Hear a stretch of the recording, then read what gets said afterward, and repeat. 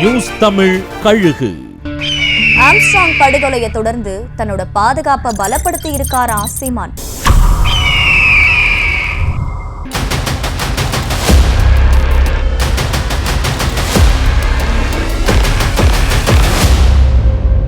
எப்பவுமே பாதுகாப்பு விஷயத்துல எச்சரிக்கையா இருக்கக்கூடிய நாம் தமிழர் கட்சி ஒருங்கிணைப்பாளர் சீமான் கடந்த சில வருஷமா தன்னோட பாதுகாவலர்களை வைக்காம தவிர்த்து வந்திருக்காரு.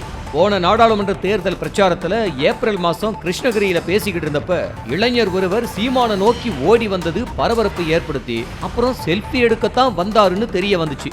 அதுக்கப்புறமா மேடையை சுற்றிலும் பாதுகாப்பு பலப்படுத்தப்பட்டுச்சு. சமீபத்துல பகுஜன் சமாஜ் மாநில தலைவர் ஆம்ஸ்ட்ராங் படுகொலை செய்யப்பட்டதை தொடர்ந்து தனக்கும் எதிரிகள் அதிகம், எந்த முனையிலிருந்து தாக்குதல் வரும்னு தெரியாது, தன்னை யாராவது கண்காணிக்கிறாங்களா அப்படிங்கிற சந்தேகம் இருக்கிறதுனால இப்ப வீடு, பொதுக்கூட்டம், நிகழ்ச்சிகளுக்கு செல்லும் இடம்னு எல்லா இடத்துலயும் பாதுகாப்பை பலப்படுத்தி இருக்கிறாராம் சீமான்.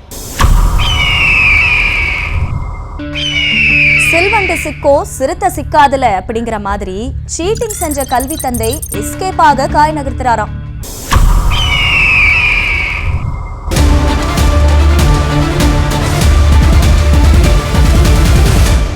அண்ணா பல்கலைக்கழகத்துக்கு கீழே செயல்படுற 90% தனியார் கல்லூரியில போதுமான பேராசிரியர்கள் இல்லாத நிலையில அண்ணா பல்கலைக்கழகம் சோதனைக்கு வரும்போது போலி பேராசிரியர்களை இறக்கி அவங்கள கல்லூரியில பல ஆண்டுகளா வேலை செய்யற மாதிரி போலி கணக்கு காட்டி வந்திருக்காங்க கல்வி தந்தைகள்.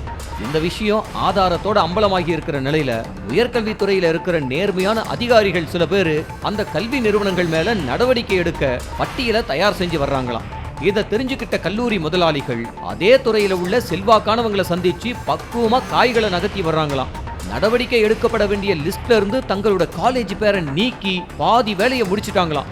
மீதி வேலையும் முடிஞ்சிடும், அதனால இந்த விஷயத்துல சிக்க வைக்க முடியாதுன்னு சொல்றாங்களாம் பெரும் கல்வி தந்தைகள்.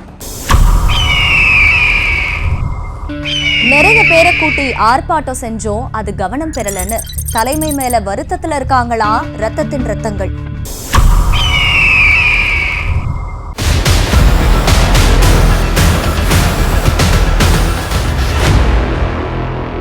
மின் கட்டண உயர்வை கண்டிச்சு கடந்த செவ்வாய்க்கிழமை அதிமுக சார்பில் தமிழ்நாடு முழுக்க கண்டன ஆர்ப்பாட்டம் நடத்தப்பட்டுச்சு.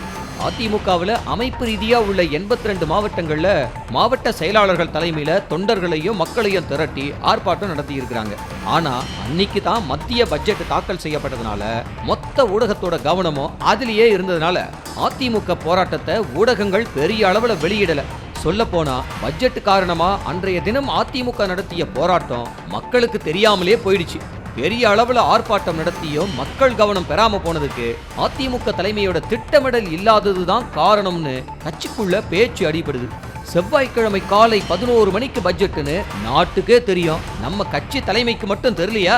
ஒரு ஆர்ப்பாட்டத்துக்கு எவ்வளவு செலவு செய்யறோம், ஆனா பாருங்க தலைமையோட தப்பால நமக்கு தான் விளம்பரம் கிடைக்கல அப்படின்னு ஆதங்கப்பட்டு இருக்கிறாங்க. இது சம்பந்தமா அதிமுக தலைமையில விசாரிச்சப்ப முறையான ஒருங்கிணைப்பு இல்லாம கட்சி செயல்பட்டு வர்றது தெரிய வந்திருக்கு. அதாவது ஆர்ப்பாட்டம் போராட்டங்களை எல்லாம் யார் திட்டமிடுறது, யார் ஒருங்கிணைக்கிறது அப்படின்னு அதிமுக தலைமையிடம் ஒரு தெளிவான பார்வை இல்லையாம். விஜய் கட்சியில இருந்துட்டு சேலம் மாவட்ட திமுகவோட இணைஞ்சு தாவேகாவுக்கு துரோகம் பண்றதா தலைமைக்கு ஆதாரத்தோட புகார் அனுப்பியிருக்காங்களா சேலம் தாவேகாவினர்.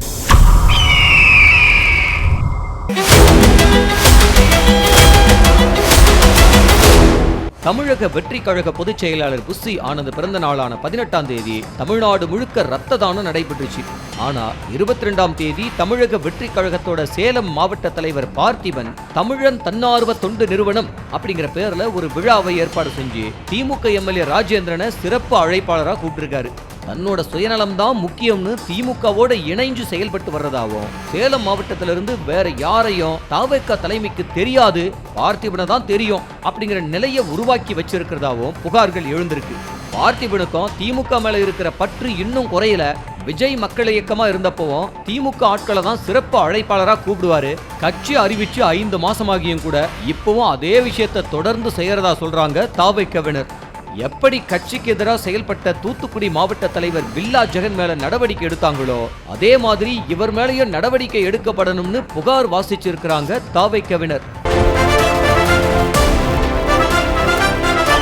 நியூஸ் தமிழ் கழுகு. செய்திகளை உடனுக்குடனும் துல்லியமாகவும் தெரிந்து கொள்ள சப்ஸ்கிரைப் பண்ணுங்க.